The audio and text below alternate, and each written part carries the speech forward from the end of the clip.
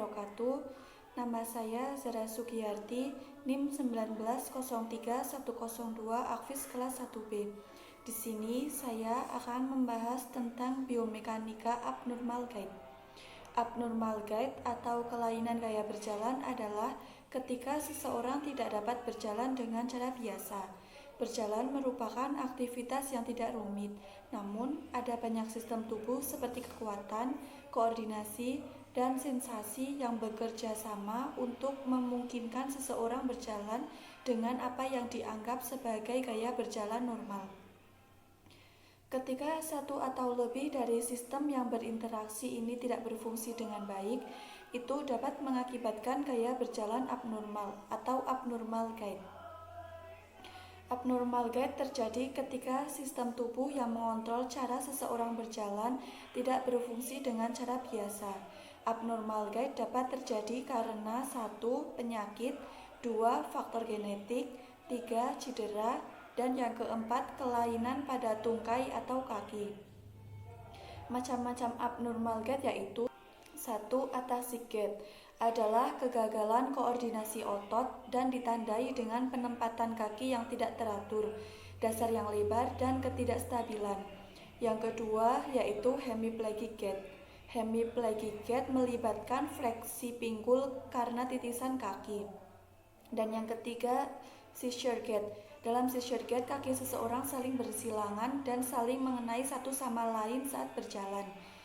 Yang keempat yaitu steepage gait. Terjadi ketika jari kaki seseorang mengarah ke tanah saat berjalan.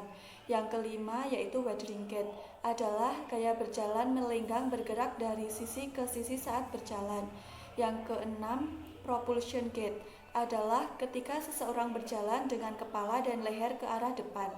Yang ketujuh drunken atau staggering gait. Yang kedelapan cerebral gait. Yang kesembilan hand hysterical gait, dan yang ke-10 antalgic gait. Di sini saya akan menjelaskan tentang waddling gait. Waddling gait adalah gaya berjalan melenggang bergerak dari sisi ke sisi saat berjalan.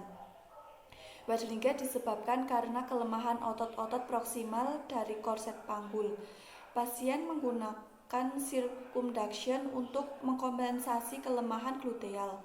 Kondisi yang terkait dengan gaya berjalan waddling termasuk kehamilan, displasia pinggul kongenital, distrofi otot, dan atrofi otot tulang belakang. Orang dengan penderita waddling gait tidak bisa berjalan dengan normal karena ada kelemahan pada otot gluteus medius di sisi pinggul yang sangat penting untuk menstabilkan panggul Anda saat berjalan. Otot gluteus medius sangat aktif ketika melakukan aktivitas berjalan. Jika otot gluteus medius melemah, maka panggul akan jatuh ke sisi yang berlawanan. Jika Anda melenggok berjalan, berat tubuh akan jatuh ke samping ke arah yang lemah. Jika gluteus medius tubuh Anda lemah di kedua sisi, maka Anda akan tergelincir setiap kali Anda berjalan, dan itu akan menyebabkan waddling gait. Cara untuk menghentikan waddling gait adalah memperkuat otot-otot gluteus medius.